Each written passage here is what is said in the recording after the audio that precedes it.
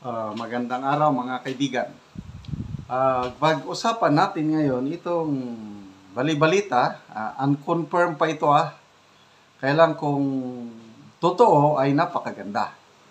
Sana hindi ito fake news. So unahan ko na lang, unconfirmed.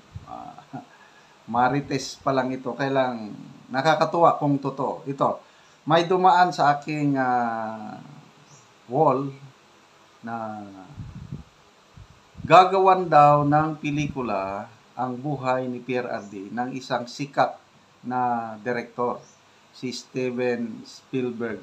Grabe. Pakinggan lang muna natin post ito ni Francisca Jocelyn. Ito ho ang dahilan at resibo na maraming Grabe ho itong balitang ito, mga kababayan. Ito ho ang dahilan at resibo na maraming nagmamahal kay ex-President Duterte. Si Steven Spielberg, isa sa mga sikat at pinakamaimpluwensyang tao sa Estados Unidos, isang direktor, ay gusto raw gumawa ng buhay, istorya ng buhay ni Tatay Diggs. Pambihira. Ang gaganap po daw dyan, mga kababayan, ay si Robert De Niro bilang Digong at kasama rin si Senator Padilla bilang si Johnny Depp. Baliktad no? Ayan ho, ang katunayan na lahat ay gagawin ng mga DDS. Grabe ho itong balitang ito, mga kababayan. Ito ho ang dahilan at resibo na maraming nagmamahal kay ex-President Duterte. Si Steven Spielberg, isa sa mga sikat at pinakamaimpluwensyang tao sa Estados Unidos, isang direktor, ay gusto raw gumawa ng buhay, istorya ng buhay ni Tatay Diggs. Pambihira. Ang gaganap po daw dyan, mga kababayan, ay si Robert De Niro bilang Digong at kasama rin si Senator Padilla bilang si Johnny Depp. Baliktad no? Ayan ho, ang katunayan na lahat ay gagawin ng mga DDS. Sige, go! Okay, so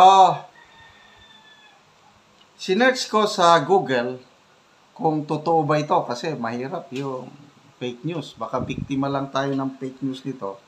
Merong isang Facebook post, Facebook The Visuals, 6 days ago. Steven Spielberg gagawing pelikula ang buhay ni Tatay Digong. Breaking news. Kaya lang, hindi pa rin kakunti man nag-react. Kaya, kahit magandang balita ito, sana magkatotoo. Kaya lang, Itong balitang ito, mga kababayan, ito ho ang dahilan. wag muna tayong umasa. To me, most likely, hindi pa ito totoo. Magbasa tayo sa mga comments. Kung magkatotoo man ito, most likely dito sa Pilipinas. Ang nakikita ko na, itong si Derek Daryl Yap. Diba?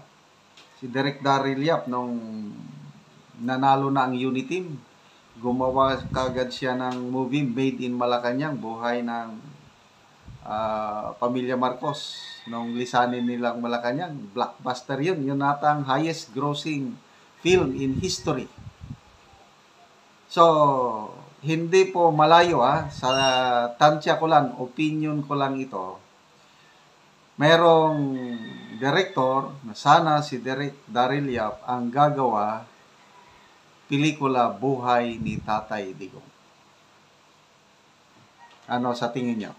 Okay, magbasa lang ako ng comments dito sa international film buhay ni Tatay Digong. Shudder on, inggit pikit. Sabi.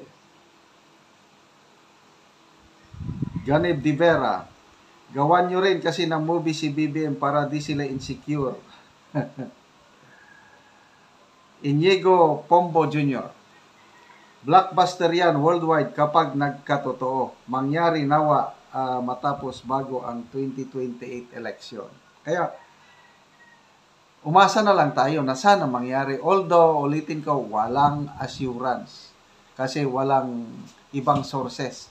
Isang Facebook post lang at isang Facebook reel. Wala.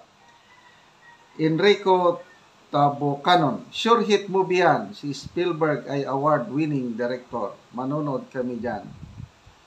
Mara Balili. Mabuhay si Tatay Digong. Mabuhay ang Duterte family. Imelda Pakanan. Hala, talaga, ang dami talagang nagmamahal kay Tatay Digong. So, let's cross our fingers or let's pray na meron ngang foreign director, kung hindi man si Steven Spielberg, iba pa, para maipalabas, malaman ng buong mundo sino talaga ang ating Tatay Digong. But, kung dito sa Pilipinas, hindi malayo. Magkakaroon talaga ng pelikula, true to life story ng ating minamahal na Tatay Digong. So, anong magandang titulo? Say, Philippine movie lang. Kung may Made It Malacanang, ano ito, The Greatest Betrayal, o ano pa, The Punisher. Marami pwedeng gawing title. Basta, ang manok ko lang na wala nang ibang gagawa kundi si Direk Daryl Yap. Sino bang producer? Si Senator Amy? O pwedeng mga bilyar siguro. Okay, panalang ito. Focus na lang muna tayo sa nalalapit na election. 28 days to go. Ito na nga, sana gumagalaw na si BP Sara. Kasi 10 lang yung kandidato ng Duterte. Sayang din yung dalawa. So ako, naghintay ako, sino ba ang endorse ni BP Sara? Si Senator Padilla, inendorso niya na si Senator Amy. Kailang alanganin pa ako doon. Baka sila lang. Kung sino pong endorso ni BP Sara, yun ang idadagdag ko. Ang pinagpipilian ko, isa yan si Senator Amy, Camille Villar, Hunasan, Rebillami, sino pa,